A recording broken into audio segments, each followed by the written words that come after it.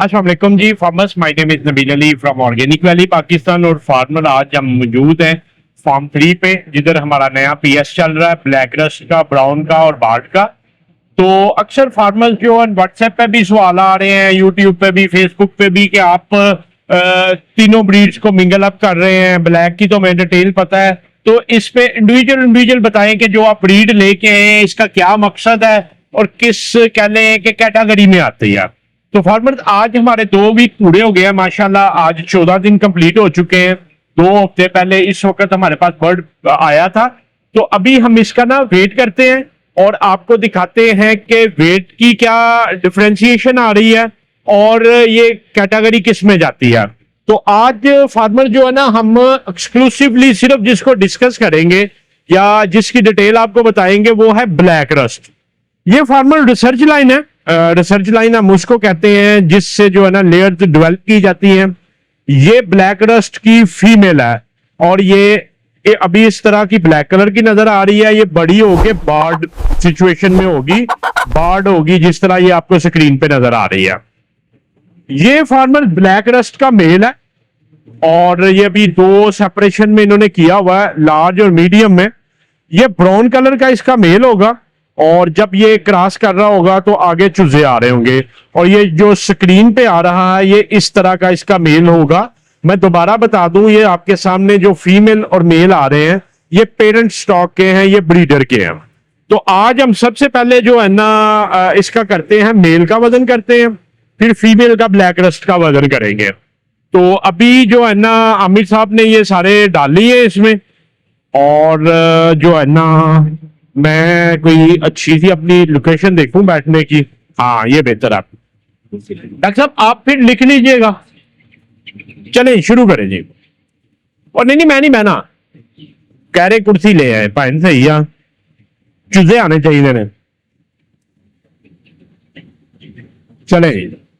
तो ऐसे प्रोटोकॉल लगा रहे हो, मैं कोई कायदा तो। अच्छा जी डॉक्टर साहब, टू पता नहीं होनी भाई, सा ले लो, इन चपेड़ मार लो जरा। जैसे बच्चे नहीं ना खड़े होते, थप्पड़ पड़ते हैं ना। ये आपको पता क्यों नहीं खड़ा हो रहा? अल्लाह रखा लाइट बंद करके आओ, जाओ। ये फार्मर वेदर बड़ा अच्छा है तो इन्होंने लाइट बंद नहीं की। वैसे बर्ड को जब भी पकड़े तो लाइट बंद होनी चाहिए ना। आप इसका डॉक्टर साहब लिख ले, वैसे 260 ग्राम लिख ले, 260 लिख ले।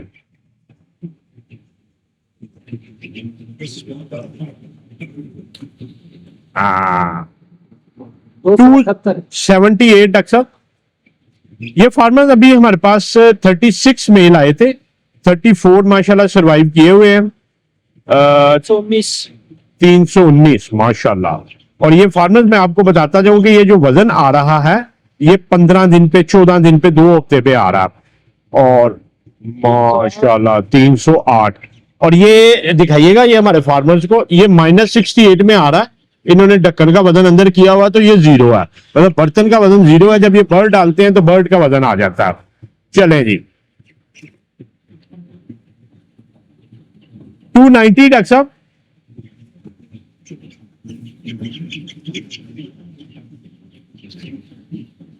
ओ बस गल 272 लिख ले। 272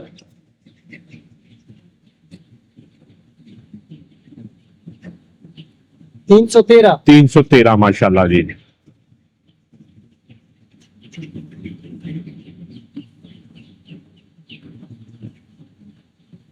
328 328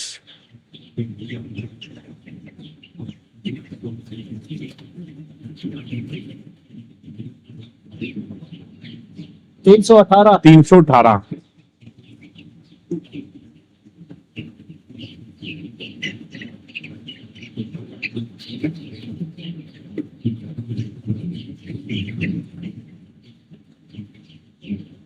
302 डॉक्टर साहब। 302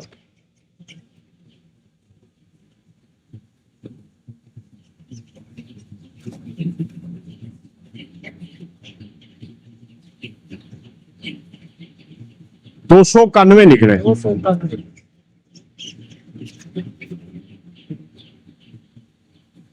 266 266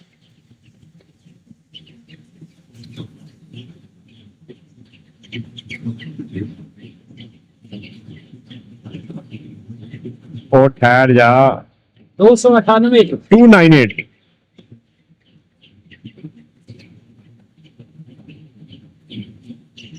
287 278 263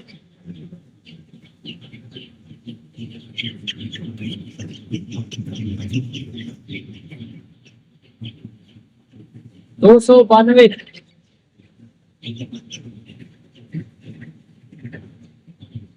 247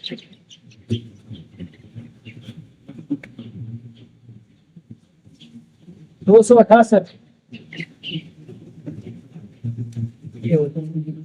ये जी फार्मर्स लार्ज का हो गया, अब मीडियम का करने लगे हैं।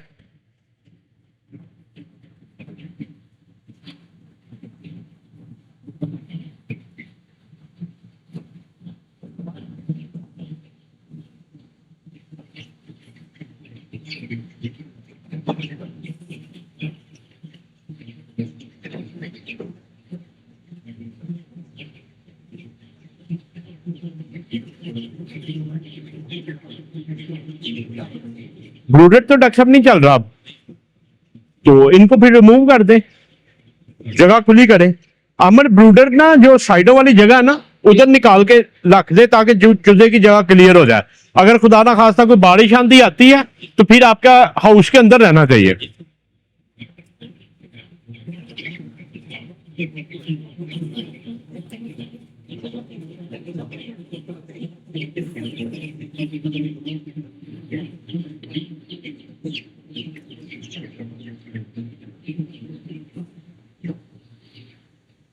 ले आओ जी, बिस्मिल्लाह रहमान। दखन का काटना है वेट सर इस तरह 209 जी डॉक्टर साहब।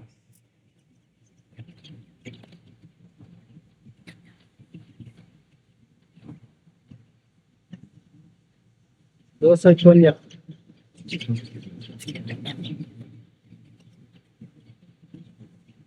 220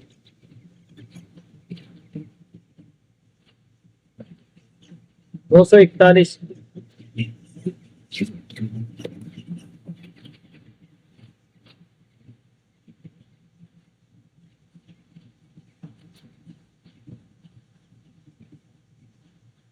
218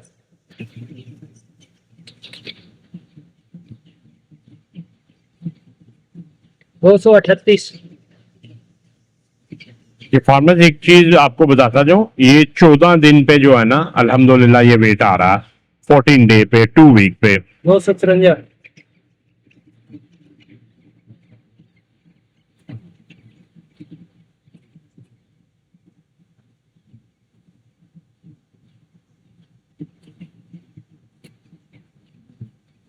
240 काटना है। 240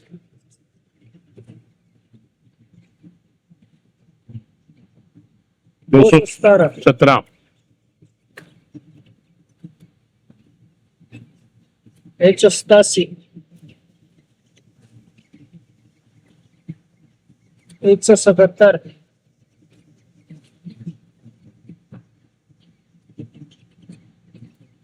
256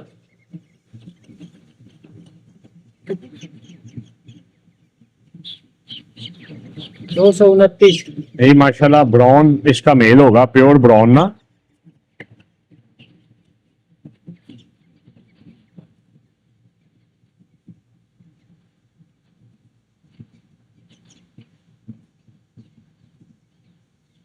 दो सौ 28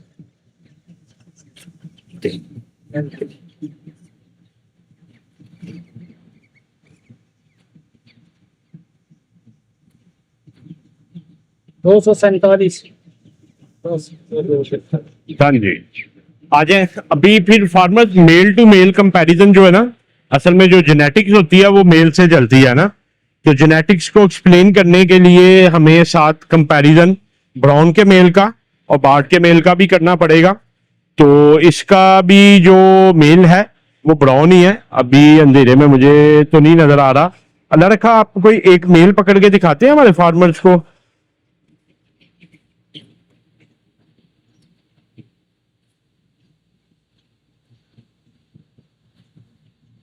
ये है, ये फार्मर सेम उसी तरह का, जिस तरह का उसका ब्राउन है इसी तरह का इसका ब्राउन मेल है, मगर जेनेटिक्स का फर्क है ना दोनों के पीछे। वो आप अगर देखें तो ये बार्ड का मेल है और ये ब्राउन का मेल है। तो अभी हम आमिर साहब से रिक्वेस्ट करते हैं कि ये जो है ना इसका भी वेट कर लें, तो फिर जो है ना बार्ड का करके तो फिर आपको एनालिसिस दिखाते हैं। ये फार्मर आपको थोड़ी सी लाइट नजर आ रही होगी कैमरे की सेंसिटिविटी की वजह से, मगर ये है कि एक्चुअली इट्स टू डार्क। ये इतना डार्क है कि ये मुझे अभी कैमरे में हाथ नजर आ रहा है, वैसे नजर नहीं आ रहा। तो जब भी चूजा पकड़े अंधेरा करके पकड़े, वो पैडों की तरफ से लाइट आ रही है तो ये आपको थोड़ी सी लाइट एक्सपोज होके नजर आ रही है। इन रियलिटी ये कम है। तो जब भी आप बर्ड को पकड़े अंधेरा करके पकड़े और एक पल्ली लगा के एक साइड पे करें, बाकी बर्ड को डिस्टर्ब मत करें जो है ना। अभी ये हम काम खत्म कर रहे हैं। ये प्लास्टिक वाला जो है ना, ये एक सैंपल के तौर पे हमने बनवाया पार्टीशन ना। ये जो जाली है ये दोनों तरफ फ्रेम है, फ्रेम के अंदर ऊपर से जाली इंसर्ट हो जाएगी और इसको इस तरह जो है ना हम कंटिन्यू करके जिधर भी पार्टीशन करनी है वो कर लिया करेंगे। तो ये इंशाल्लाह ये शापरों वाले काम भी जल्द खत्म हो जाएंगे। ये हमारी पार्टीशन नई जो है ना हम बनवा रहे हैं। ये उस दिन परसों मैंने पास कर दिया था, एक सैंपल लग गया, पेंट शेड अभी इसमें होना है। तो जो है ना मैं आपको दिखा सकूं, ये सिंपल फार्मल फ्रेम है, नीचे इसकी टांगे हैं, इसको तो के अंदर हम इंसर्ट कर देंगे। ये एक ब्रैकेट सी बनी है, इसके अंदर ये डाल जाता ऊपर से। इन्होंने अभी वैसे ये सेफ्टी के लिए बांध दिया हुआ ना, तो दूसरा इस तरफ डाल जाएगा आगे एक और फ्रेम लग के। तो ये कंटिन्यूसली पार्टीशन होगी जो बेहतर तरीके से मम्मी डैडी तरीके से हम किया करेंगे, बजाय ये कि जो है ना ये शापड़ों शुपड़ों वाला काम हो। शापड़ों में एक तो फार्मर्स वजह ये होती है कि हवा रुक रही होती है, हबस बन रही होती है, और दूसरा परसों हमारी एक ब्राउन की फीमेल मर गई, वो शापर में फंस गई, फंस के निकल नहीं सकी, तो जो है ना दम घुटने से मर गई। तो ये भी आहिस्ता आहिस्ता इम्प्रूवमेंट की तरफ चल रहे हैं। असल में ये है कि वक्त के साथ साथ चीजें बेहतर होती हैं। तो आप दुआ करते रहा करें कि अल्लाह ताला हमें एक सकत भी दे, सोचने की भी और फाइनेंशियल भी, ताकि हम बेहतर तरीकों से चीजों को कर सकें। चलें जी, करें शुरू।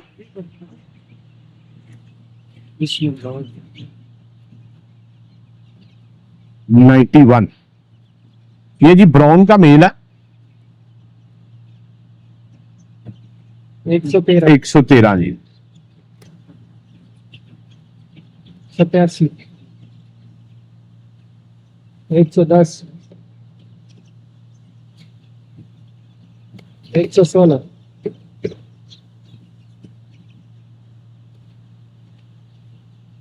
115 119 102 102 111 102 102 96 108 91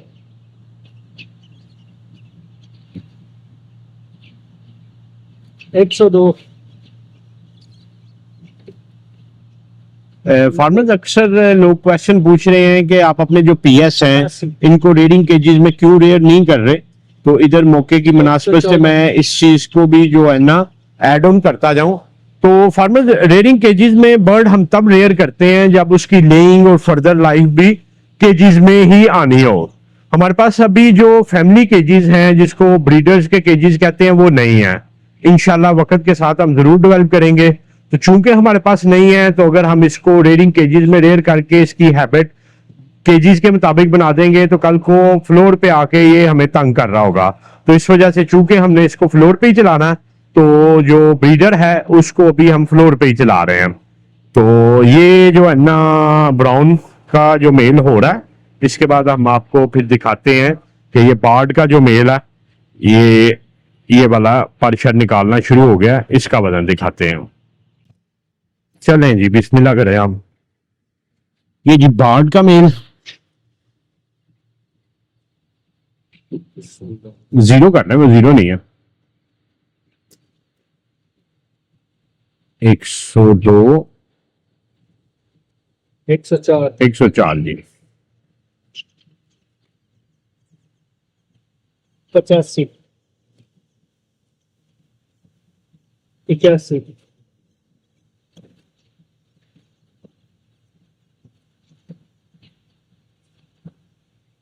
90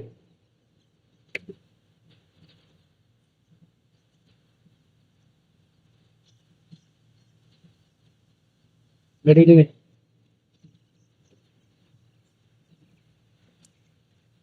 दूसरा बंदा का फिर स्टोर होते हुए नहीं बेटे 120 120 है। 120 है।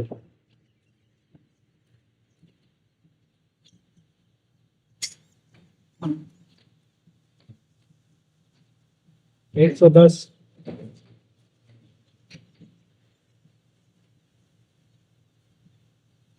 94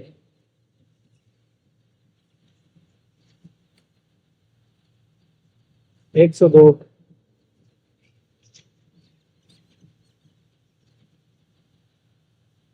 121 85 ग्राम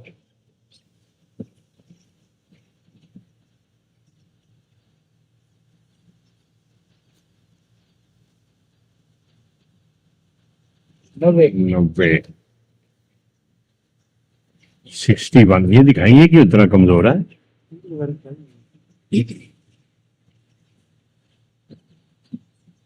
वोट तो बढ़ी हुई है वैसे।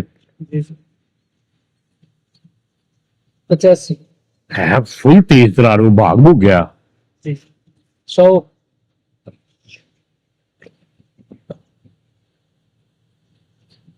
94 बस सर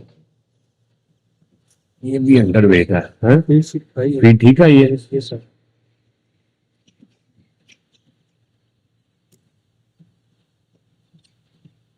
सत्तर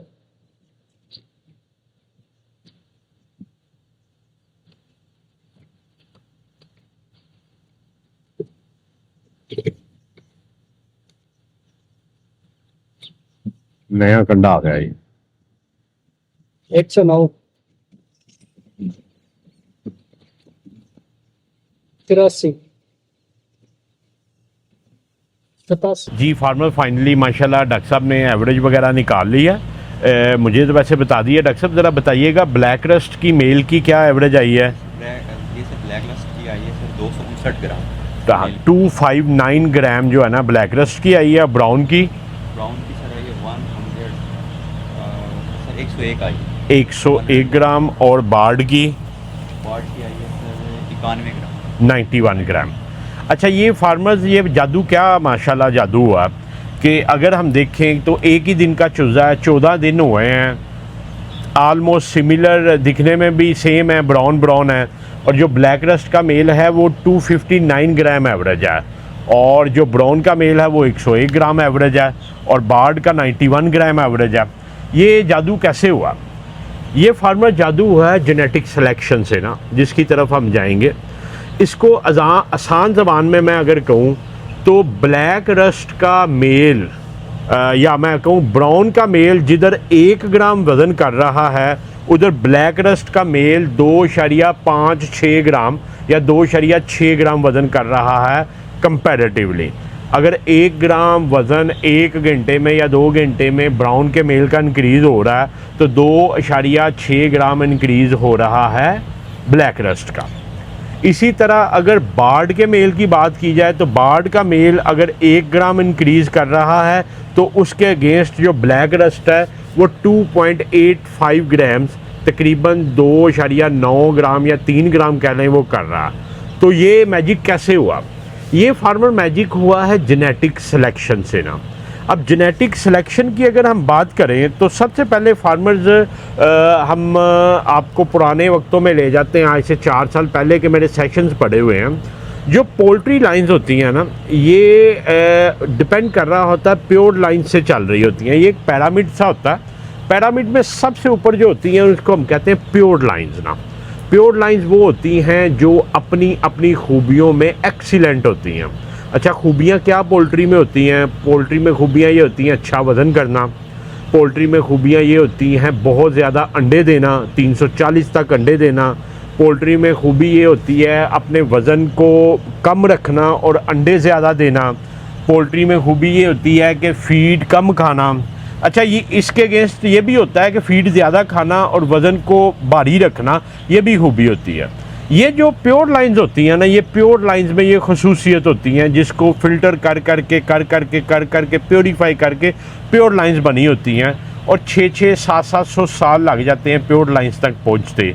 और जो ब्रीडिंग कंपनीज़ हैं वो जो हमसे पीएस कितने करोड़ों रुपया लेते हैं, वो इस चीज़ के लेते हैं कि उन्होंने 600 700 साल लगा के अपनी प्योर लाइंस डेवलप की हुई हैं। अच्छा, उन प्योर लाइंस में से फिर जो मकसद चाहिए होता है उसको क्रॉस करवाते हैं, तो आगे जो बर्ड आता है उसको ग्रेट ग्रैंड पेरेंट कहते हैं, GGP ये कहते हैं ना, ग्रेट ग्रैंड पेरेंट कहते हैं। उसके बाद जो अगली लाइंस आती हैं वो GP होता है जिसको ग्रैंड पेरेंट कहते हैं। पाकिस्तान में वाइट लेयर ब्राउन लेयर का कोई GP अवेलेबल नहीं है, ब्रॉयलर का GP अवेलेबल है। उस GP को जब आपस में क्रॉस करवाया जाता है तो आगे आता है पेरेंट स्टॉक, जो आपके पीछे है इसको पेरेंट स्टॉक कहते हैं। और इससे आगे जो बर्ड आता है वो होता है कमर्शियल, जो आके आपको सर्व करता है। अगर आपने अंडों के लिए रखा है, अगर आपने गोश्त के लिए रखा है, अगर ब्रॉयलर रखा है, तो वो आपको आके पर्पस सर्व कर रहा होता है। तो ये एक जेनेटिक ट्री होता है जिसमें अगर हम बात करें कि बाप की, ये आपके पीछे जो बर्ड का बाप है इसके पीछे 16 जनरेशन होंगी। 8 जनरेशन माँ की होंगी, 8 जनरेशन बाप की होंगी। उन 16 जनरेशन में ख़ास खूबियों के मुताबिक क्रॉसिंग करवा के तो ये PS तक पहुँचे हैं। और इस PS को आगे जब हम करवाएंगे 8 16 जनरेशन, उसको मल्टीप्लाई करेंगे, माँ बाप इकट्ठे होंगे 18 जनरेशन। तो जो आपके पास बर्ड आएगा उसके पीछे 9 माएँ और 9 बाप की कैपेबिलिटी होती है। तो इसको ज़्यादा डिटेल में हम नहीं जाएंगे, हम इसको सम अप करते हैं। हमारे आज के सेशन का मकसद ये है कि हम ब्लैक रस्ट के बारे में आप लोगों को गाइड कर सकें। अच्छा फार्मर, ये जब जेनेटिक सिलेक्शंस होती हैं, जेनेटिक क्रॉसिंग होती है, तो प्राइमरली ये 5 मकसद के तौर पे यूज़ हो रही होती है। सबसे पहला मकसद ये होता है कि डोमिनेंट एंड रिसेसिव जेनेटिक्स को लिया जाए। मतलब 2 बर्ड है, क्रॉस ब्रीड है, अगर आपने जो डोमिनेंट जेनेटिक्स है उसको मल्टीप्लाई करना है तो वो बर्ड यूज़ करेंगे, और रिसेसिव को लेना है तो वो आप वो बर्ड लेंगे जिसका रिसेसिव होगा। मतलब ये अब आगे मैं चलता हूँ, डोमिनेंट रिसेसिव की ज़्यादा एक्सप्लेनेशन होगी सेक्स लिंक जेनेटिक्स में ना। अच्छा, सेक्स लिंक जेनेटिक्स ये होती हैं कि जो क्रोमोसोम्स होते हैं, जैसे बचपन में बायो में आपने भी पढ़ा था XY होते हैं, इस तरह मुर्गी में जो होते हैं, मुर्गी में Z और W होते हैं ना। मेल में जो क्रोमोसोम होते हैं ZZ होते हैं और फीमेल में ZW होते हैं। जब ये क्रॉसिंग करते हैं तो आगे जो मेल आता है, मेल में दोनों ZZ आते हैं, मुर्गी से भी Z आता है और मुर्गे से भी Z आता है। इसी तरह मुर्गी में मुर्गी से W आता है और मुर्गे से Z आता है। तो इसी वजह से कहते हैं कि जो डोमिनेंट जीन्स होता है वो मेल का होता है, ZZ होता है। अब इनको क्रॉस इस तरह करवाया जाता है कि जो डोमिनेंट ट्रेट्स हैं उसको मल्टीप्लाई किया जाए। अच्छा, सेक्स लिंक जेनेटिक्स में क्या करते हैं, इसमें ख़ास फीचर्स को होते हैं अगर आइडेंटिफाई करना हो। फॉर एग्जांपल, बर्ड को जब हम कमर्शियल बर्ड होता है लाखों की तादाद में, करोड़ों की तादाद में होते हैं, तो उनकी सेक्सिंग करनी हो तो जो ब्राउन बर्ड है इसकी बड़ी आसान सेक्सिंग होती है कि इसकी जो मेल होती है वो वाइट कलर का होता है और फीमेल ब्राउन होती है। जब कमर्शियल आते हैं तो कलर सेक्सेबल होता है। कलर सेक्सेबिलिटी के लिए अगर बर्ड पे काम करना है तो सेक्स लिंक्स जेनेटिक्स पे काम किया जाएगा। इसी तरह उसके फाइदर सेक्सिंग पे अगर काम करना है तो फास्ट फाइदरिंग है, स्लो फाइदरिंग है, तो उस पे काम किया जाता है। तो इन शॉर्ट ये है कि अपेरेंटली अगर आपने डोमिनेंट एस्पेक्ट्स को लेना है तो फिर डोमिनेंट जीन्स को यूज़ किया जाएगा, रिसेसिव को रिसेसिव को किया जाएगा। अगर आपने उसकी सेक्सिंग से रिलेटेड को करना है तो सेक्स लिंक्ड जो जेनेटिक्स का उसको किया जाएगा। मैं मतलब समझ रहा हूँ कि ये ज़रा आपके लिए सख्त हो रहा है, डॉक्टर साहब के लिए भी शायद सख्त हो रहा हो। मैं अगर कुछ गलत भी बता रहा हूँ तो मुझे बताइएगा। Actually I am not a veterinary और नॉट जेनेटिक्स से रिलेटेड हूँ, तो मतलब ये एक सरफेस लेवल का नॉलेज है। तीसरी जो चीज़ होती है वो पॉलीजेनेटिक ट्रेट्स होती हैं। पॉलीजेनेटिक ट्रेट्स ये होती हैं कि it's a combination of many traits. ज़्यादा अंडे देने की ट्रेट्स होती है, डाइजेशन से रिलेटेड है, एपिटाइट हाजमे से रिलेटेड है, muscle growth, metabolism, hormonal activity, ovary development, hormonal balance है, कैल्शियम प्रोसेसिंग, कैल्शियम मेटाबॉलिज्म से रिलेटेड, स्ट्रेस रेजिस्टेंस से related, feed efficiency, digestion efficiency के लिए, एनर्जी यूज़ के लिए, एक्टिविटी लेवल के आपका बर्ड कितना एक्टिव होगा, कितना फ्रेंडली होगा, कितना काम नेचर का होगा, बॉडी कंपोजिशन, गट मैनेजमेंट और गट हेल्थ से रिलेटेड, ये जितनी ट्रेड्स हैं इनको अगर आपने इंक्रीज़ करना हो तो पॉलीजेनेटिक ट्रेड्स पे काम होगा। उसके बाद आता है जेनेटिक प्रेशर। ये fourth kind of genetic aspect है। जेनेटिक प्रेशर ये होता है कि जिसको हम जेनेटिक इम्प्रूवमेंट कह सकते हैं कि हम बार बार उस तरह के बर्ड की क्रॉसिंग करवाते हैं जिस तरह की एक ख़ास ट्रेड चाहिए हो। जैसे ब्रायलर को जेनेटिक प्रेशर से बनाया गया कि मतलब जल्द अज जल्द ग्रोथ करे। मतलब हमारे पास अगर दो बर्ड हैं, एक बर्ड है वो 60 डेज़ में 1000 ग्राम का होता है और एक बर्ड है वो 65 डेज़ में होता है, तो हम 60 डेज़ वाले की मेल और 60 डेज़ वाले का ही फीमेल लेंगे और उनको जेनेटिक प्रेशर देंगे और आने वाली जो नस्ल होगी वो हो सकता है 59-58 डेज़ में 1000 ग्राम कर जाए। ये जेनेटिक प्रेशर होता है। इसी तरह एक मुर्गी है वो जो नेचुरल ब्रीड्स थी आज से 500-600 साल पहले, वो तकरीबन 160 से 180 अंडे देती थी ना। अब ऐसी मुर्गियां जो 180 अंडे देती थी, उन मुर्गियों का उन्हीं जेनेटिक्स के मुर्गों के साथ और उन्हीं जेनेटिक्स की बाकी फीमेल्स के साथ क्रॉसिंग करवाई गई और 180 से 185 अंडों तक जाया गया, फिर 185 से 190 पे जाया गया। तो जेनेटिक प्रेशर दे के उसके अंडे को आज आपके पास ये जो पीछे ब्राउन लेयर्स मौजूद हैं ये 320 से 330 तक अंडे देती हैं। तो ये जेनेटिक प्रेशर के थ्रू सिमिलर जेनेटिक्स को मल्टीप्लाई करके लिया गया। इसमें फिर फास्ट ग्रोइंग बर्ड्स आते हैं, हाईएस्ट एग लेयर्स आती है, स्ट्रॉन्गेस्ट इम्यूनिटी आती है। 180 से 320 का जो सफ़र तय किया है वो जेनेटिक प्रेशर के थ्रू तय किया। उसके बाद फार्मर्स लास्ट काइंड ऑफ जो जेनेटिक चीज़ें होती हैं वो जेनेटिक इफेक्ट, इन्वायरमेंटल इफेक्ट्स होते हैं। मतलब अगर आपके पास ऐसे बर्ड मौजूद हैं कि जो गर्मी में भी बेहतर अंडा देते हैं, जो गर्मी में भी बेहतर वेट अटेन करते हैं, तो उनकी मल्टीप्लिकेशन से उन इलाकों के बर्ड बनाए जाते हैं जो गर्मी में बेहतर परफॉर्म करते हैं, वेदर रेजिस्टिव होते हैं। इसी तरह बहुत ठंडे इलाके होते हैं, नॉर्थ पोल पे चले जाएँ, ग्रीनलैंड, आइसलैंड, उधर वो बर्ड होते हैं जो ठंड में बेहतर परफॉर्म करते हैं, ठंड में बैठते नहीं, अपने बॉडी टेम्परेचर को मेंटेन रखते हैं, तो उनको इन्वायरमेंटल इफेक्ट से डेवलप किया जाता है। हीट है, कोल्ड है, लाइटिंग का है, कैनाबलाइज ना हो, कम वेंटिलेशन पे, पहाड़ी इलाकों में ऑक्सीजन कम होती है, उधर वो बर्ड चाहिए कि जो कम ऑक्सीजन पे हों। उसके अलावा लीटर क्वालिटी से रिलेटेड बाज़ बर्ड होते हैं हमारे पास, जब इनिशियली हम फार्मिंग करते थे तो ऑस्ट्रेला बर्ड होते थे, वो लीटर इतना का गीला रखते थे जिसका कोई हिसाब नहीं है।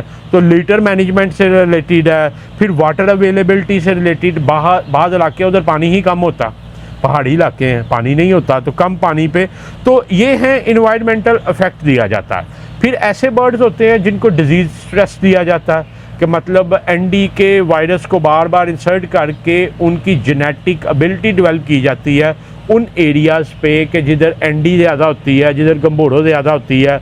हमारे पाकिस्तान में जो ब्रायलर मौजूद है उसको ग्रोथ माशाल्लाह इम्प्रूव करते करते एनडी की वो बड़ी पुअर रिस्पॉन्ड होता है। तो दुनिया में ऐसे ब्रायलर ब्रीड्स भी हैं जो एनडी को बड़ा अच्छा रिस्पॉन्ड करते हैं।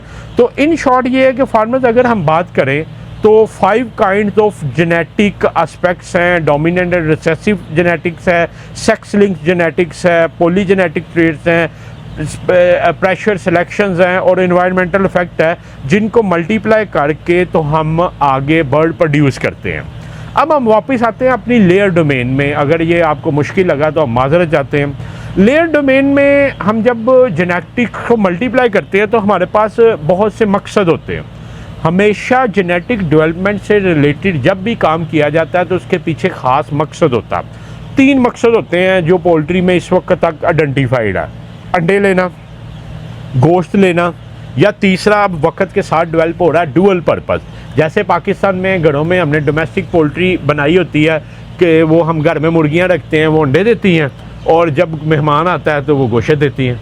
तो ये डुअल पर्पस है। ओपन इन्वायरमेंट में रखते हैं। वेस्ट में जिधर बहुत ज़्यादा डेवलपमेंट हो गई है उधर वो कहते हैं कि वो मुर्गी होनी चाहिए जो सिर्फ अंडे दे, वज़न कम रखे, फीड कम खाए, ज़्यादा से ज़्यादा अंडे दे, जिसमें LSL अल्ट्रा लाइट है, लुमन ब्राउन लाइट है, ये ब्रीड्स हैं। ऐसे कंट्रीज़ हैं जिधर वो कहते हैं हैवी अंडा दें तो लुमन क्लासिक है, वो उधर यूज़ हो रही होती है। तो इन शॉर्ट ये है कि पर्पज़ वही है, अंडा और गोश्त ना, और डुअल पर्पज़। अब अंडे के पर्पज़ को लें तो बहुत से मकसद हैं। मतलब ज़्यादा अंडे दे, बड़े साइज़ के ज़्यादा अंडे दे, ज़्यादा अंडे दे, मीडियम साइज़ के अंडे दे, ज़्यादा अंडे दे, स्मॉल साइज़ के अंडे दे, 2 साल या 2 साल से ज़्यादा अंडे दे, 1 साल या 1 साल से ज़्यादा अंडे दे, ज़्यादा अंडे दे और कम फीड खा के दे, ज़्यादा अंडे दे और गर्मी में दे, ज़्यादा अंडे दे सर्दी में दे, ज़्यादा अंडे दे और डिज़ीज़ रेजिस्टिव हो, बीमारी को भी रेजिस्ट करे, ज़्यादा अंडे दे मगर प्रोलैप्स कम हो, ज़्यादा अंडे दे मगर उसका शेल बहुत मजबूत हो, ज़्यादा अंडे दे और उसका शेल बहुत ज़्यादा डार्क हो, ज़्यादा अंडे दे मगर उसका शेल बहुत लाइट हो, टिंटेड हो।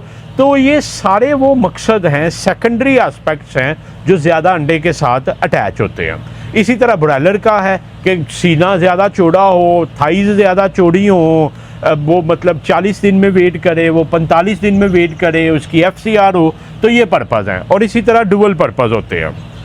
अब इन मकसद को अटेन करने के लिए फार्मर के कौन सा मकसद आपको चाहिए है, ये मेल लाइन और फीमेल लाइन पे डिपेंड करता है कि किस तरह के मेल को किस तरह की फ़ीमेल के साथ क्रॉस करवाया जा रहा।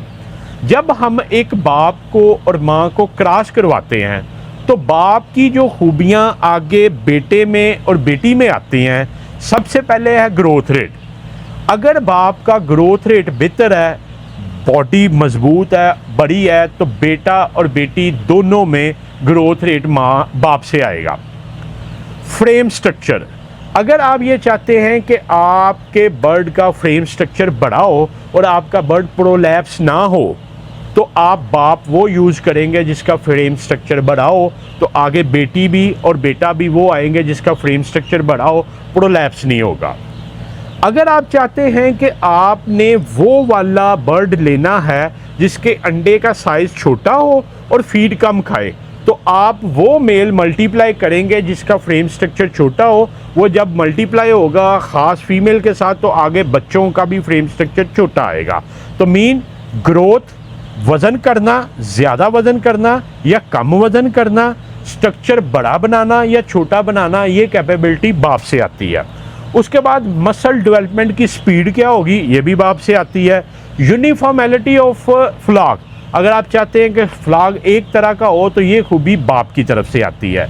फर्टिलिटी स्ट्रेंथ है, अगर आप GP को क्रॉस करवा रहे हैं और आप चाहते हैं ऐसा PS आए जिसकी फर्टिलिटी बेहतर हो, हैचेबिलिटी बेहतर हो, तो ये भी कैपेबिलिटी बाप से आएगी। फीड कन्वर्जन टेंडेंसी है कि कम फीड खाने की या ज़्यादा फीड खाने की। अगर आपने वज़न ज़्यादा अटेन करवाना है तो ज़्यादा फीड खाए। जैसे अभी हमारा ब्लैक रस्ट है, ब्लैक रस्ट की आज कितनी फीड खा रहा है, 42 ग्राम खा रहा है, और दूसरा मेल कितना 20 ग्राम खा रहा है। तो आलमोस्ट 2 टाइम्स ज़्यादा फीड अगर खाने की कैपेबिलिटी है तो आपको वो बाप ऊपर यूज़ करना है रिसर्च लाइन में, प्योर लाइन्स में, कि कमर्शियल तक आते जो ज़्यादा फीड खा रहा हो।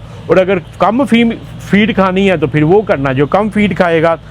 बर्ड कितना अग्रेसिव होगा, कितना काम होगा, ये भी बाप की तरफ से आ रही होती हैं। तो ये वो खूबियाँ growth rate, frame structure, muscle development, uniformality, fertility, feed conversion और उसकी नेचर, कामनेस है, एग्रेसिव है, ये बाप की तरफ से आती है। जब बेटा और बेटी आते हैं, माँ से वो कौन सी कैपेबिलिटीज़ लेके आते हैं? Egg production. फॉर एग्जांपल, आप चाहते हैं कि आपकी ऐसी मुर्गी जो 320 अंडे दे रही है और इसको हमने ज़्यादा करना है, तो हम वो बर्ड यूज़ करेंगे जिसका अंडा 320 माँ दे रही हो। फॉर एग्जांपल, मैं एक छोटा सा केस बनाता हूँ कि हमें यह चाहिए कि ऐसा बर्ड हो जिसका स्ट्रक्चर बड़ा हो, हैवी वेट हो और वो 320 अंडे भी दे। तो हम बाप वो यूज़ करेंगे जिसका स्ट्रक्चर बड़ा हो, माँ वो यूज़ करेंगे जिसके अंडे 320 हों या 320 से ज़्यादा हों। तो जो बेटी आएगी उसका साइज़ भी बड़ा होगा, ग्रोथ बाप से लेके आएगी और जो एग है वो माँ से लेके आएगी। तो माँ सबसे पहले जो देती है वो एग प्रोडक्शन है।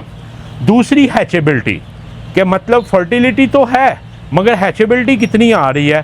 तो ऐसा फ्लॉग जिसकी आपको 90% प्लस फर्टिलिटी चाहिए है, तो आप वो माँ यूज़ करेंगे जिसकी फर्टिलिटी खुद बेहतर है, तो उसकी बेटी की फर्टिलिटी भी बेहतर आएगी।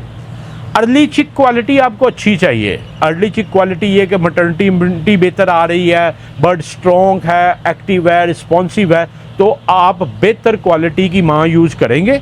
ऐसी माँ जिसकी खुद अर्ली जो है ना ग्रोथ और कह लें कि अर्ली जो कह लें कि फीड कन्वर्जन बेहतर थी, वो यूज़ करेंगे तो उसकी बेटी भी उस तरह की आएगी।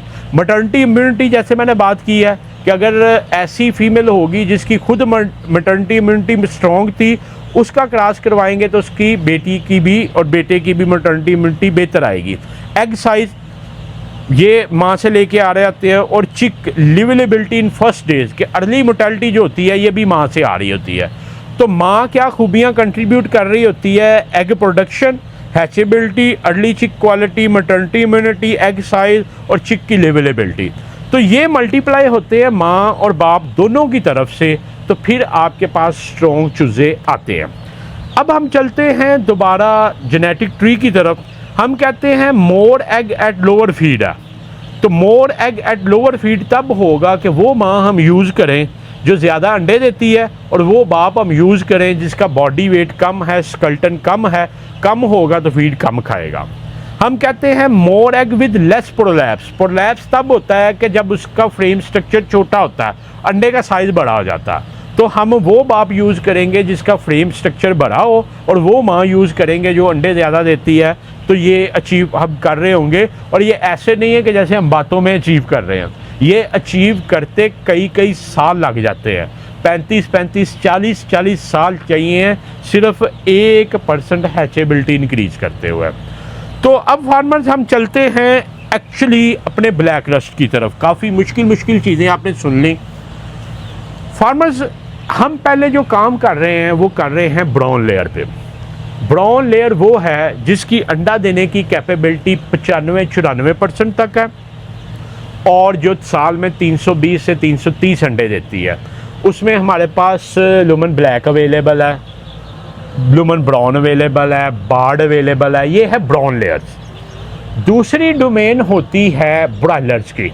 ब्रॉयलर्स वो होते हैं जिसको गोश्त के लिए बड़ा किया जाता है, वो पूरी मार्केट बड़ी पड़ी है, वो हमारी लाइन नहीं है।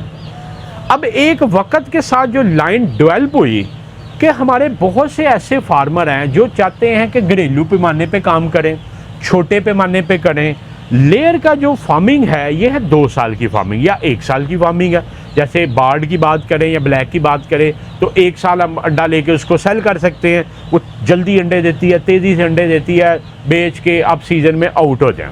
मगर बहुत से ऐसे फार्मर हैं जैसे गोल्डन मिस्री एक डुअल पर्पस ब्रीड थी या है अभी, उससे क्या करते हैं लोग उसको पालते हैं, पट्टियाँ बनाते हैं, पट्ठे बनाते हैं, वो बेच देते हैं, लोग घरों में रखते हैं, उससे अंडे ले लेते हैं।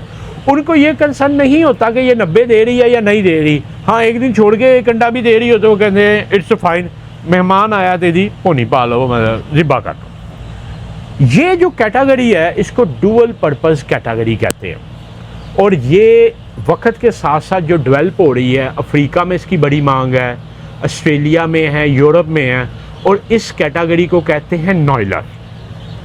लेयर, ब्रॉयलर और नॉयलर। अब जो ये ब्लैक रस्ट है ये नॉयलर है। नॉयलर वो है कि जो आपका जल्द वेट करेगी और अंडे भी अच्छे देगी, 85%, 82, 83% तक अंडे देगी और वज़न भी अच्छा करेगी। अब आप इसको गोश्त के लिए भी यूज़ कर सकते हैं, अंडे के लिए भी कर सकते हैं। मगर ऐसे फार्मर जिन्होंने 2 साल कंट्रोल फार्मिंग, लाख बर्ड की फार्मिंग करनी है, तो ऐसा बर्ड जो 10% कम प्रोडक्शन दे रहा हो वो उनके फ़ायदे का नहीं है। तो ये उन फार्मर्स के लिए जो डोमेस्टिक लेवल पे, छोटे लेवल पे 2 महीने 3 महीने की फार्मिंग करके प्रॉफिट कमा के बाहर आना चाहते हैं, बैकयार्ड घर में रखना चाहते हैं, ये ब्लैक रस्ट उनके लिए और ये नॉयलर कैटेगरी है। अच्छा, ये इसके जो मेल है, जैसे अभी आपने देखा, इसका बाप ये होगा ब्राउन कलर का, इसकी माँ ये होगी बार्ड कलर की। अब इसके बाप का आपने देखा है स्ट्रक्चर बड़ा है, वो माशाल्लाह 300 350 ग्राम पे पहुंच गया, जब आम लेयर का बच्चा 100 ग्राम का। तो इसका ग्रोथ रेट बहुत अच्छा है, इसका बॉडी स्ट्रक्चर बहुत अच्छा है, फर्टिलिटी बेहतर है। तो ये जो बाप है जब इस माँ से मल्टीप्लाई करेगा तो आगे जो चूजे आ रहे होंगे ये वाला बार्ड मेल आ रहा होगा, जो कैरी करेगा growth rate, feed conversion ratio, अच्छी फीड खा के कम वक्त में वज़न करेगा, मसल टाइट होगा और फ्रेम स्ट्रक्चर बेहतर होगा, तो वो ये मेल है। और ये जो फीमेल है ये अपने बाप से कन्वर्जन लेके आएगी, बॉडी स्ट्रक्चर की, ग्रोथ की, ज़्यादा फीड खाने की, और अपनी माँ से अंडे की खसलत लेके आएगी, जो कह लें कि 280 से 290 अंडे साल में देगी। तो ब्लैक रस्ट जो आपके पास आएगा ये मेल आएगा और ये वाली फीमेल आएगी। और इस मेल की जो कैपेबिलिटी है ये 1 हफ्ते में 150 ग्राम वज़न करेगा, और ये फीमेल जो है 1 हफ्ते में 140 ग्राम वज़न करेगी, जो नॉर्मल लेयर 70 से 75 ग्राम करती है। इसी तरह 4 हफ्तों में जो आपकी फीमेल है वो 500 ग्राम 492 ग्राम वेट करेगा, और फीमेल 462 ग्राम करेगी 4 हफ्ते में। जो आपका नॉर्मल ब्लैक है या ब्राउन है वो 220 से 240 ग्राम करता है, ये आलमोस्ट 2.2 टाइम्स उससे ज़्यादा करेगा। मार्केट में नॉर्मली जो पट्टी और पट्ठा होता है 1000 ग्राम से बिकना शुरू हो जाता है। 7 हफ्ते में आपका जो मेल है, जो कमर्शियल है, वो 1160 से 1200 ग्राम वज़न करेगा, और जो पट्टी है वो 1000 ग्राम वज़न कर जाएगी। और 7 हफ्ते में, पौने 2 माह में आप मार्केट में इसको पट्टे पट्टियों के तौर पे, स्टार्टर के तौर पे सेल करने के काबिल होंगे। उसके बाद अगर आप इसको 9 हफ्ते तक चलाते हैं तो इसकी जो फीमेल होगी ये 1300 ग्राम 1360 ग्राम की होगी, और इसका जो मेल होगा ये 1700 ग्राम 1660 ग्राम का होगा, जो मार्केट में अच्छा रेट आपको दे देगा 2 माह में।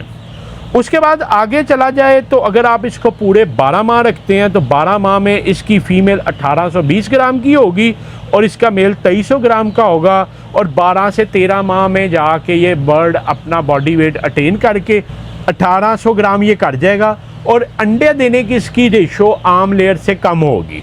ये 16, 17, 18 हफ्ते में जाके शुरू करेगा और आहिस्ता आहिस्ता अंडा इंक्रीज़ करेगा, जिधर जाके 23-24 हफ्ते में आपकी नॉर्मल ब्लैक और ब्राउन और बार्ड लेयर्ड 23 हफ्ते में जाकर अपनी पीक प्रोडक्शन अचीव कर लेती है, ये 25 और 26 हफ्ते में जाके कर रही होगी। तो ये उन लोगों के लिए है जो मतलब फ्री रेंज करके डोमेस्टिक फीड पे भी पालना चाह रहे हैं, तो ये उन लोगों के लिए है। तो इन शॉर्ट ये है कि फार्मर्स, ये अभी पहला सवाल आपका होगा ये कम क्यों है? ये कम इसलिए कि ये रिसर्च लाइन है ना, इसको हम लेके आए हैं, इसको हम डिफरेंट एरियाज़ में भेजेंगे, इस पर ख़ुद भी काम करेंगे, फार्मर्स भी करेंगे। तो ब्लैक रस्ट उस मकसद के लिए है कि जिन्होंने गोश्त का काम करना है, शॉर्ट टर्म काम करना है, और वो जल्द फार्मिंग से निकलना चाहते हैं, साल में 3 से 4 फ्लाग डालना चाहते हैं, तो ब्लैक रस्ट उन लोगों के लिए है। ब्लैक रस्ट उन लोगों के लिए है जो डोमेस्टिक लेवल पे रखना चाहते हैं, जिनको सख्त से सख्त जान बर्ड चाहिए, जो जल्दी ग्रो करे, उसको ज़िबा करके गोश्त के लिए भी यूज़ कर सके, और उससे अगर मतलब वो हफ्ते में 5 अंडे देता है तो वो उसको अकोमोडेट कर सके, तो वो 5 अंडे दे दे, बजाय ये कि हफ्ते में 7 या 6 अंडे दे रहा हो तो वो 5 अंडे दे रहा होगा। तो ये था फार्मर्स हमारा ब्लैक रस्ट की पूरी डिटेल। मैं उम्मीद करता हूँ कि आप अंडरस्टैंड कर पाए होंगे कि ये जो नई कैटेगरी हम नॉयलर की लेके आ रहे हैं कि नॉयलर एक्चुअली क्या है। ये लेयर और ब्रैलर के इन बिटवीन है, इसको नॉयलर कहते हैं। अगला जो सेशन होगा वो प्योरली हम फिर ब्राउन पे करेंगे और अगला सेशन फिर बार्ड पे करेंगे और ब्लैक पे आप बेशुमार सेशन दे चुके हैं।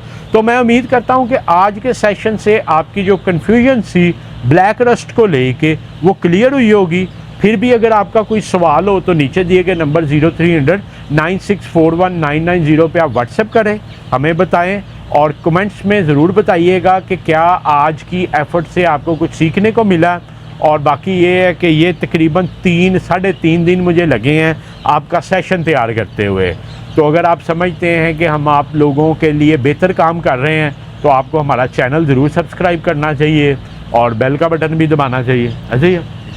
तो नबील अली को, डॉक्टर शुएब को फार्म 3 से इजाज़त दें। अल्लाह हाफिज़।